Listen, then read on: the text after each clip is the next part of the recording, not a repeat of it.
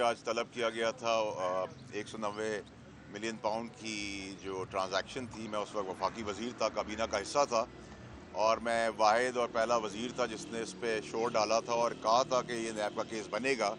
اور یہ غلط ہو رہا ہے. اور میرا فواز چودھری صاحب نے ساتھ دیا تھا, اور شیرین مزاری صاحب نے جب بات کرنے کی کوشش کی تھی تو ان کو روک دیا گیا تھا.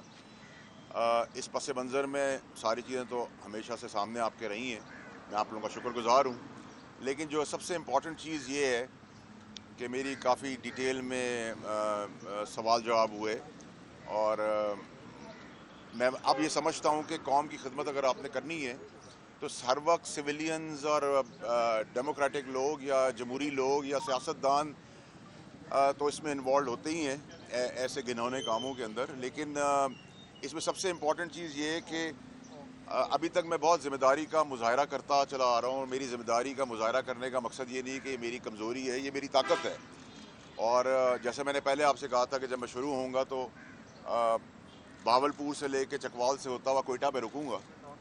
تو میں اپنی بات پہ ابھی بھی قائم ہوں, اور میں امید کرتا ہوں کہ قانون اپنا رستہ لے گا. لیکن اس پورے کیس کے اندر جہاں بہت سارے لوگوں کا نام لیا جا رہا ہے, شہزاد اکبر کا نام لیا جا رہا ہے,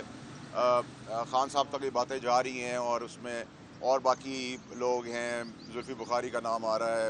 بابر اعوان صاحب کا نام آ رہا ہے, لیکن اس میں سب جو ایک نام بھول گئے ہیں جس نے سب کو آرکیٹیکٹ کیا, جس نے سب کو ڈیزائن کیا, جس نے اس میں کس کرپشن کے کھیل کے اندر سب سے زیادہ بینیفٹ لیا, اس کا نام جو ہے وہ ہے فیض حمید صاحب. اور فیض حمید صاحب آپ کو پتہ ہے کہ پرانے ڈی جی آئی ایس ہیں, ex D G I S ہیں, اور متعلقہ اداروں سے میری امید اور خواہش یہ ہے کہ اس میں کوئی راکٹ سائنس کی ہمیں ضرورت نہیں ہے کہ یہ کرپشن کے کام کو ڈھونڈنا. ایک تو قتل کی ویڈیو نہیں ہوتی اور رشوت کا پے آرڈر نہیں ہوتا, تانے بانے ملائے جاتے ہیں. تو اگر ایک آدمی ہے جس کی نوکری کی تنخواہ اس کا کیریئر سٹارٹ ہونے سے 100 روپے سے شروع ہوئی اور وہ 10,000 تک کا مثال کے طور پر تنخواہ بنانے والا بن گیا, اور اس کے پاس 10 کروڑ روپے کی چیزیں آ جائیں, تو میرے خیال سے زیادہ دور جانے کی ضرورت نہیں. اور میں اس انسان کی باقی گھنونے جرائم سے ہٹ کے صرف کرپشن کی داستان سے شروع کر رہا ہوں. باقی میری ذمہ داری ہے کہ میں ذمہ دار رہوں اور اپنی طاقت کو طاقت بنا کے چلوں. لیکن اس میں اب جب پاکستان اس نہج پر پہنچ گیا ہے جدھر ہم پاکستان کی بقا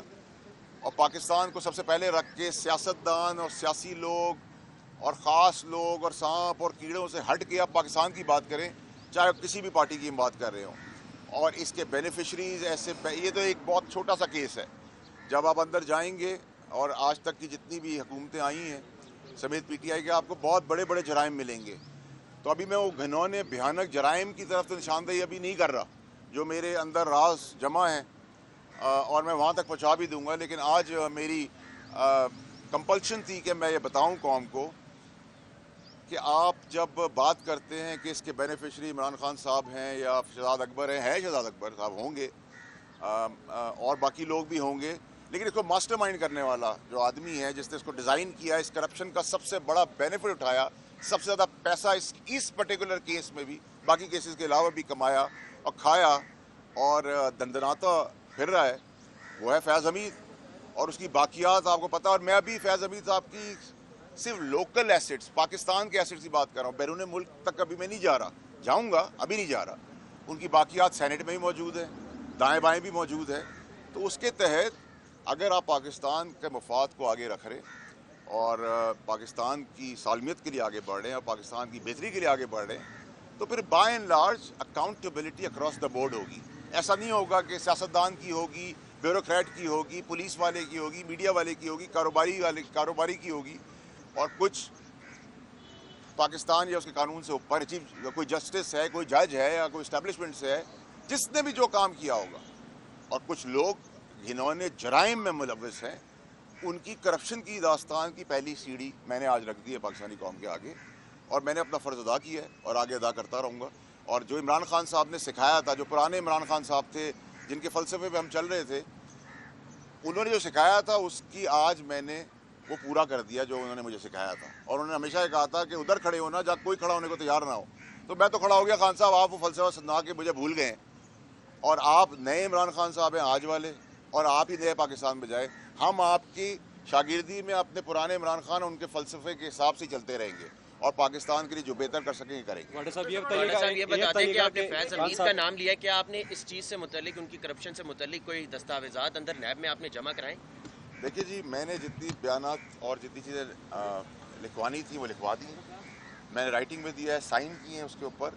اور مجھے کوئی دستاویز دینے کی ضرورت اس لیے نہیں ہے کہ میں نے جیسے آپ سے کہا کہ اگر میں ایک نوکری پہ گیا اور میری نوکری شروع ہوئی 100 روپے سے لے کر، اور میں 20 سال بعد 40 سال بعد اس نوکری سے 10,000 روپے کما رہا تھا مثال کے طور پہ، اور میرے پاس 10 کروڑ روپے کے ایسٹس آ جائیں، تو کسی اندھے کو بھی